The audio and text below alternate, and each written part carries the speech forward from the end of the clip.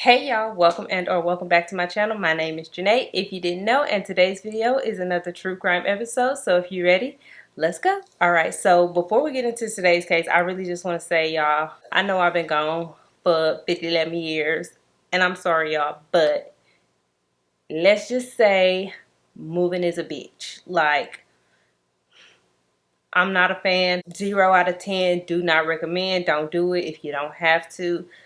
I really honestly don't see how people just be up and moving every year, every time their lease is up, or every other month. Like, I can't do it. I don't like it. Anyways, that's why the background has changed just a little bit. And also, like I said, that's why I haven't really been here, because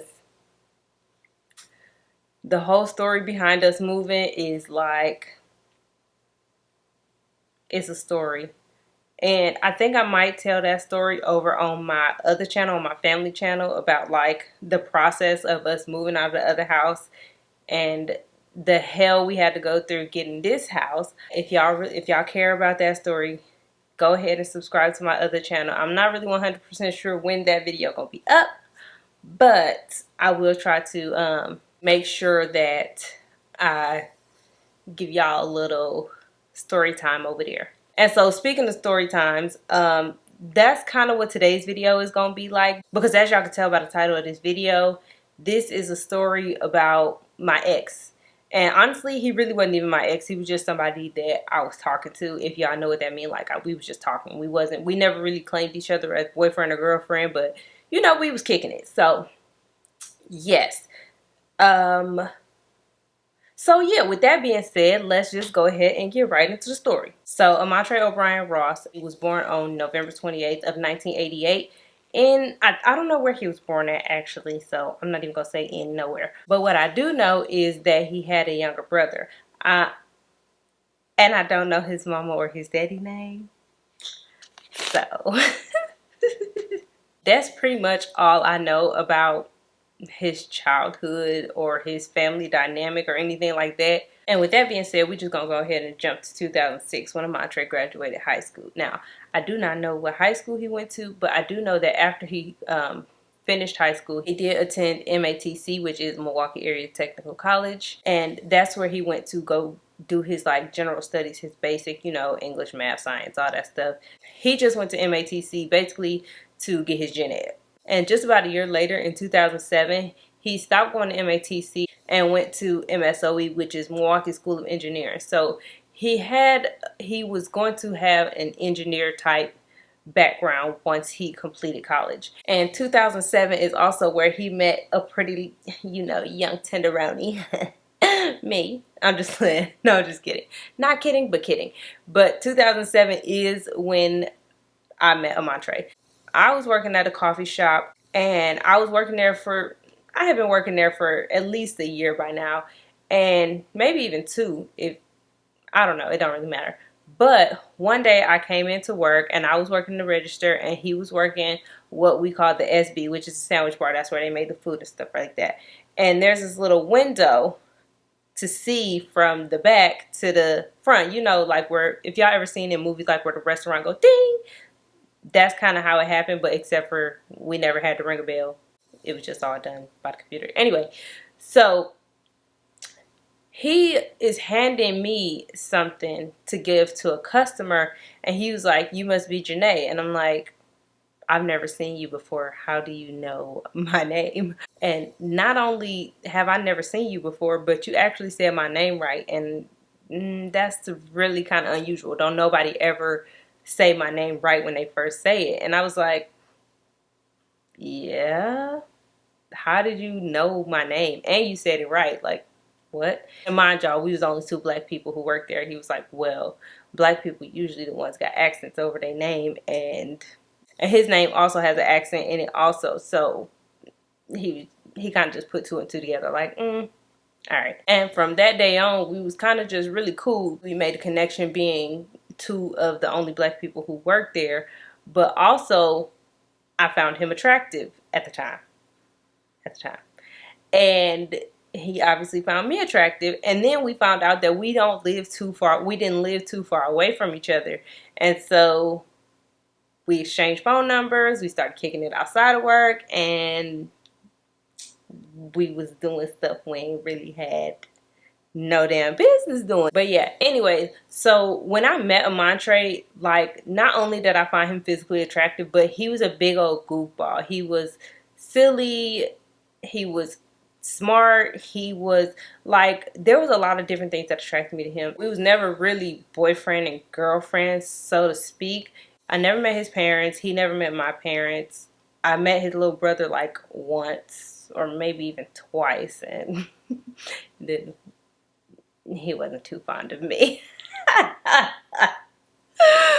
But I really didn't give a damn. So, but anyways, yeah, it was just a us thing. Like, we knew what it was between us, but we wasn't boyfriend and girlfriend. So I ended up moving away to California in 2009, and myself and Amontre, we kind of lost touch, but we would talk to each other every now and again. It was like a check-in type of situation where he'd check on me and I would check on him.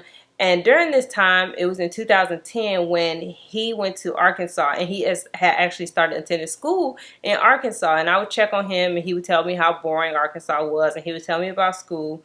And while he was in Arkansas, he was attending the University of Arkansas at Pine Bluff. And this was from, like I said, 2010 till roughly 2011. He stopped going to U of A Pine Bluff, and he moved out of Arkansas and moved back to Milwaukee. And this was just about in 2000. I really don't know when he moved back, so let me stop trying to guess. But I do know that in 2013 he went back to MSOE, and this time he actually graduated from MSOE with a degree in I don't know what. But I do know that at that graduation was one of his friends, and his friend's name was DeAndre Morehouse, aka Peanut, and I will be referring to him as Peanut from here on out. Peanut was just about a year younger than Amontre, being born on August 12, 1989, and by this time in 2013, when Peanut was attending Amontre's graduation, they had been friends for just around like maybe 6 or 7 years at this point. And by all accounts, Peanut was a funny guy. He was a guy who loved to play basketball. He was actually really, really good at basketball. He had a son, and he was described to be an amazing dad. He loves that little boy like nobody's business. That was his little mini-me. And he was also described as hardworking, a great student. Anybody who ever met him never really had too much bad things to say about him. And he was also in college. He also attended MATC. So the way I became introduced to Peanut was pretty much is that it's kind of crazy, because he worked at a grocery store in Milwaukee with my best friend. And I'm going to just call her Allison, because I don't know what else to call her.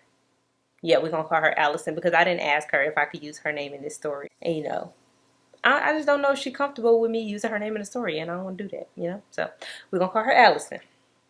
So he worked at a grocery store with my friend Allison, and, you know, like I just said, she's my best friend. So she would tell me about this guy that she knew at work. He was crazy. He was silly. All kinds of stuff. Always like the work clown. I don't want to say class clown because they went to school. But, you know, he was the work clown. Always fooling around. Just joking. Doing something crazy. Saying something crazy. Just being crazy. So being that Allison is like super goofy and super silly also, they kind of made a connection. And she a natural flirt too, so let's just, you know. And she, like, you know, she a little baddie, so her little flirting. So one day, I don't remember if we was already together or if she had called me, but somehow Peanut had asked her, you know, just to come kick it with him outside of work. And being a strong advocate of the buddy system, she called me, and I'm like, yeah, let's go. Or we was already together, and she was like, let's go. And I was like, all right, cool. And I'm almost 100% sure that he told her that it was going to be him and like at least one of his other homeboys. When we got over there, I was thinking that I was just about to play, you know, I don't want to call it, is it a wingman? Because they wasn't even on no like we hooking up type stuff. It was more or less, come chill with me because you cool, but I like you too though. It's just me and my homeboy. You know, bring one of your homegirls. and we all just gonna kick it. We ain't on no funny business. It just, we just gonna kick it, but we gonna flirt too. Yeah, yeah. And I was gonna be the one who's just gonna be, with the friend, just there, kicking it. Turns out that his friend was a Montre. So when we got there, I was like, oh, bet.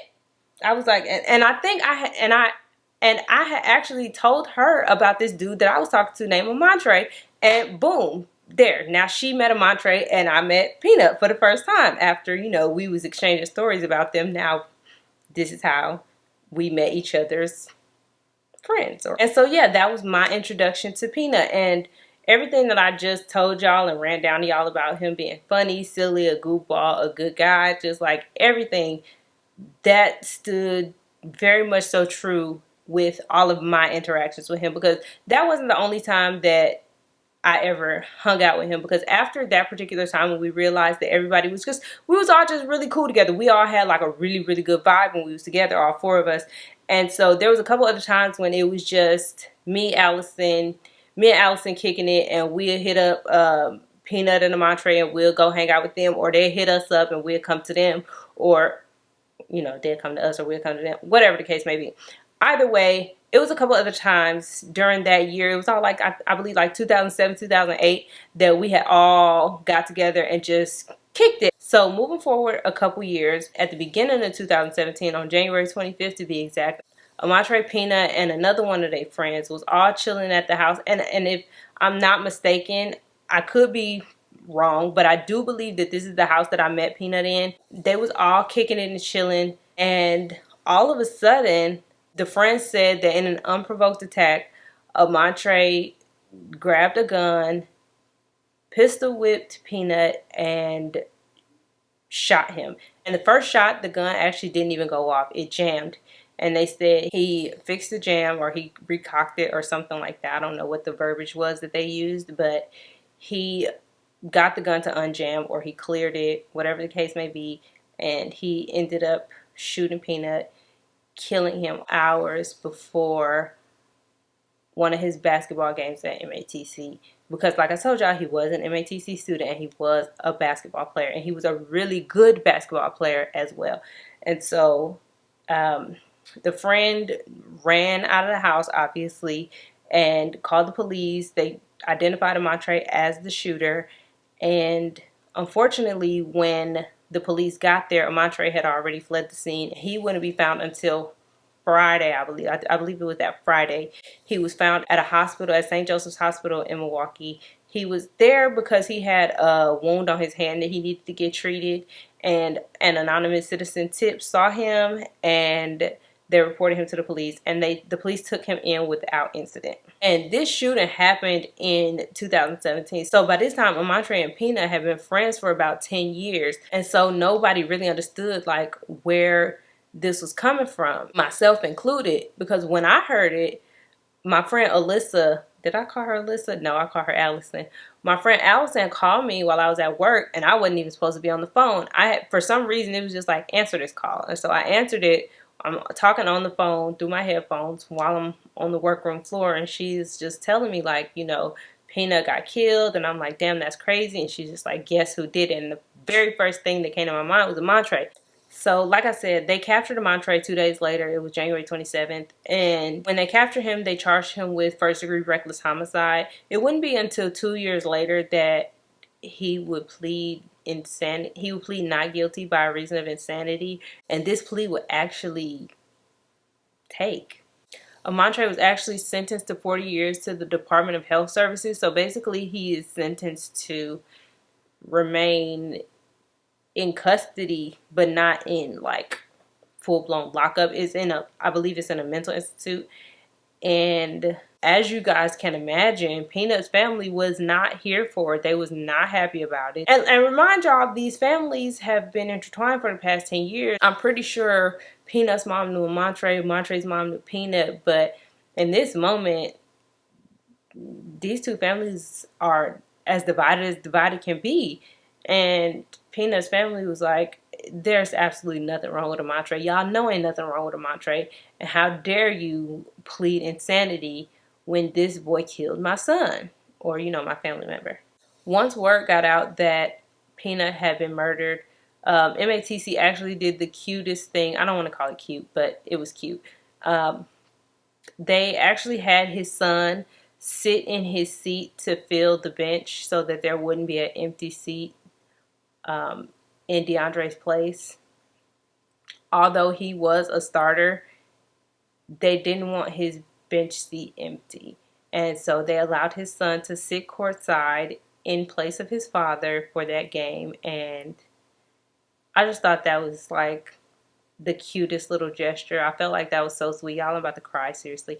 So as of 2021, Amontre has actually tried to appeal his case, or appeal his sentence rather, and they pretty much not letting him out. The psychiatrist who evaluated Amontre, I'm sorry, I gotta read it because I don't remember like everything she said, but she basically said that he suffered from unspecified schizophrenia spectrum and other psychotic disorders and a history of cannabis use disorder. I've never heard of a history of cannabis use disorder, but okay. But anyways, so basically he suffers from some type of schizophrenia and other psychotic disorders. And according to a couple of Amontre's friends, they said that in the years leading up to the shooting, Amontre actually was saying like some crazy stuff. Like he would say that Bill Gates and Kobe Bryant were out to get him, that like he was just very paranoid. And I just want to say, and I'm not an expert, let me just say that I'm not trying to be an expert. I'm not trying to say that I know everything or nothing like that. But what I will say is that when I was in nursing school and I was in psychology class, that was a characteristic of, I want to say, schizophrenia. Thinking that people who have no idea who you are out to get you. I do believe that that is a sign of schizophrenia. And they said that they kind of just dealt with it because they have been friends for so long. Amontre just, you know, he was, you know how we just brush stuff off like, bro, you crazy, or girl, you crazy. And we don't think too much of it. But I do want to tell y'all that if y'all see stuff like that, or if y'all hear people talking like that, or just have some far out crazy ass like, bro, Bill Gates, Kobe, they don't even know you. Like, please. I mean, I don't even know what y'all could do. Because y'all can't, unless they are a threat to themselves or others, you really can't do nothing, which kind of sucks. But just know that if stuff like that is happening around you, please make a mental note that this person is probably for real ill, and that this person probably is suffering with some type of mental disability. But anyways, back to what the psychiatrist said. So also she was basically saying that if he got let out right now, he would definitely be a threat to himself, others, or potential property. He would cause potential property damage. And so she does not feel like he is capable or suitable to be let out. She noted that he was being treated by multiple psychiatrists in the facility in which he is being held that have differing opinions on whether he needs psychosis medicine or not. He's not being treated properly, she doesn't feel, and so she just does not feel that he would be a productive member of society at this moment. And so he's not getting out anytime soon. I feel really, really bad for Peanut's family, especially because this is somebody who they knew. This is somebody who knew Amontre, somebody who was friends with him for over 10 years. And for this to be just an unprovoked attack, it's like you always have that inner burning feeling like something had to happen or somebody had to do something. But in Amontre's state of paranoia, he might have just thought that Peanut was out to get him, or he just might have had a brief moment of psychosis. Ain't no telling like what was happening in Amontre's mind. And I'm not trying to justify. I really am not trying to justify at all, because what he did was completely wrong. It was wrong. Wrong. My mind just can't wrap itself around the fact that Amontre did this and he did it unprovoked. And I'm not saying that anything that Peanut would have done should have provoked him to do this anyway. I hope I'm not sounding like I'm trying to cover for this man or that I'm trying to make excuses for him or anything like that, because I'm really not.